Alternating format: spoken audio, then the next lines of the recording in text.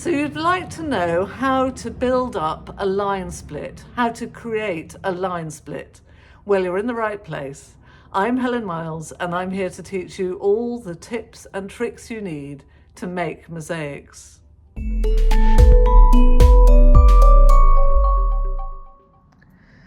In the first video on the line split, the introduction video, I explained in what circumstances the line split is needed. And essentially, it's in any space that is narrow and widens, or widens and narrows.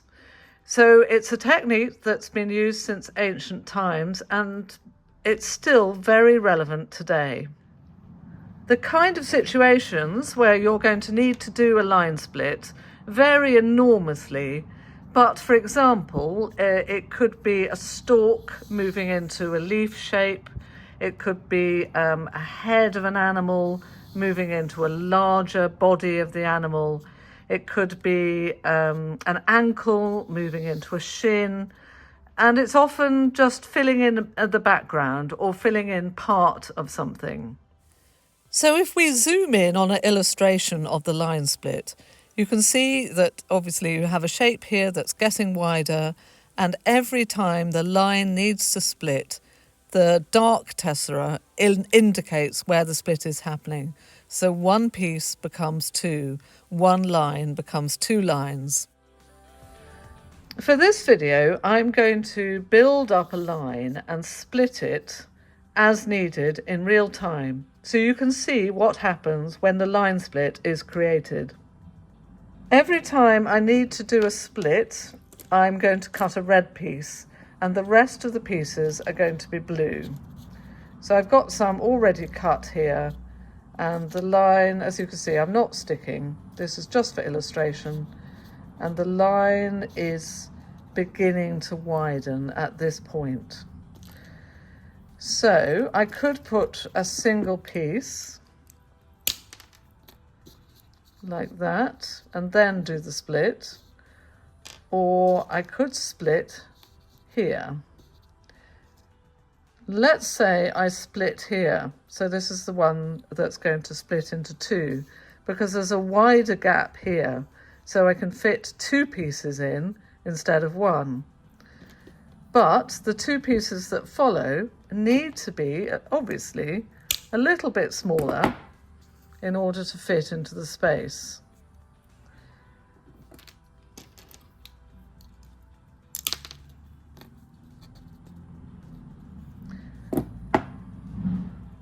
The first thing I hope you'll notice when you split the line is that the two pieces following the piece which is split need to be different sizes.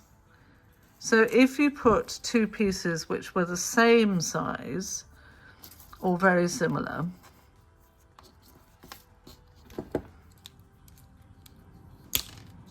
you would end up, when you put the successive pieces, the pieces that come after, you'd end up with a cross.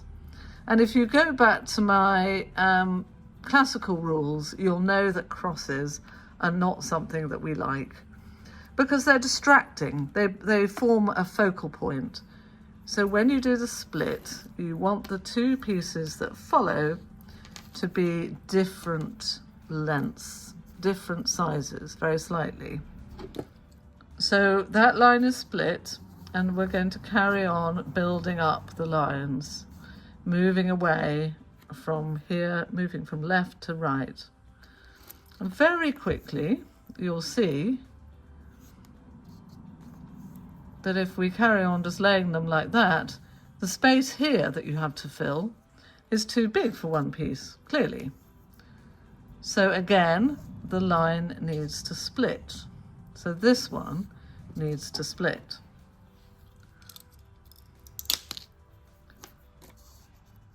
And it is slightly larger.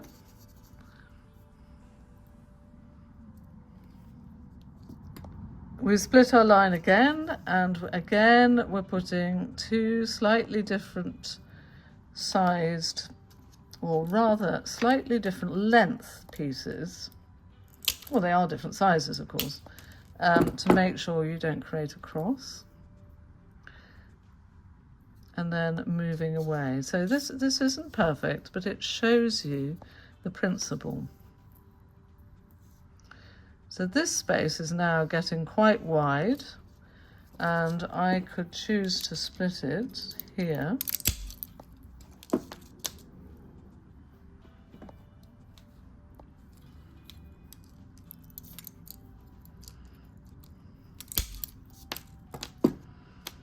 But that piece looks incongruent. It looks much, much bigger than the others.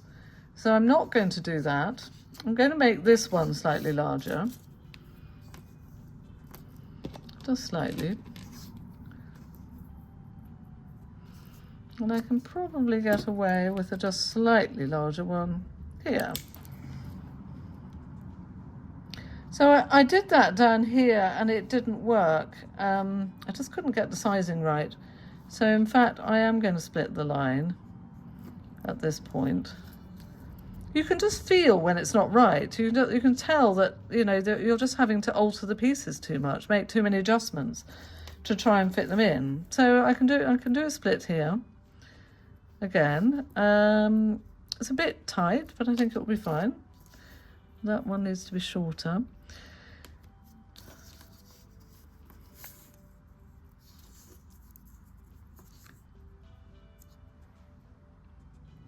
The other thing you need to think about when you do the line split is you want to keep the two new lines. They should still have a relationship with the line, with the piece that they have split from. So at the moment there isn't really any relationship. They're just kind of plonked down next to the red one. You see where the split has happened. So I would shape this one in a little bit. And what you want really, ideally, but I don't want you to get all kind of super perfectionist about this, is to have the corners of the new pieces match the corners of the piece that you split away from, or at least meet them, at least refer to them. Refer is a good word because it doesn't mean you have to be super precise. And here we go, we carry on a bit of a cross situation there, so better deal with that. It's a bit difficult when you're dry laying. And again, here, you see clearly if I put one piece in there, it's not going to work. Because remember our consistency rule. Again, you need to go back, if you haven't seen it, the classical rules of mosaic making. You want your pieces to be fairly consistent in size. That doesn't look too bad, but it's clearly a lot longer than the other pieces. So that means it's time to make a split. So let's do that.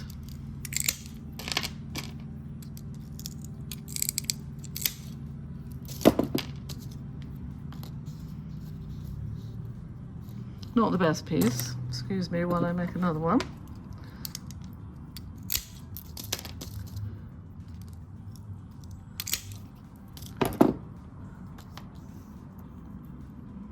So obviously these red ones really stand out and they look a bit weird. But that's because I'm changing colour in order to illustrate where the line split is happening. And they won't look so weird in real life. Because they'll be presumably the same colour, or maybe not, it depends. But in the context of a full piece, this change of size it's slight, and it's so much less jarring to the eye than other ways of building up a kind of fan shape. So I really, really, really recommend using the line split. So let's just do one more. We'll chug along here. I said we'd chug along, but in fact, very, very quickly, the need for a split has become apparent. This gap is too wide to get a single line in, so therefore I've got in my slightly bigger one. I should shape it perhaps so that it meets the one that comes before, and then there's plenty of space off it to add the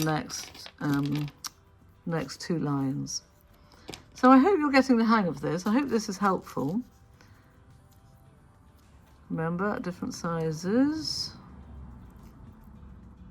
they're too close.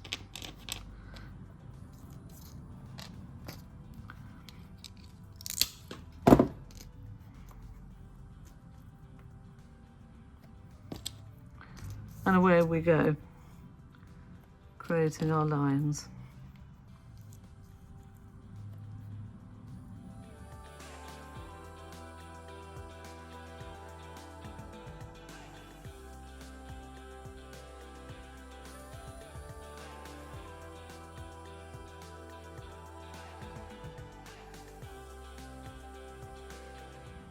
Now we've got to the point where the space isn't widening anymore, it's more or less consistent, so there's no need to carry on making line splits. I hope you found that useful. If you like this video and you'd like to see more, then please subscribe below.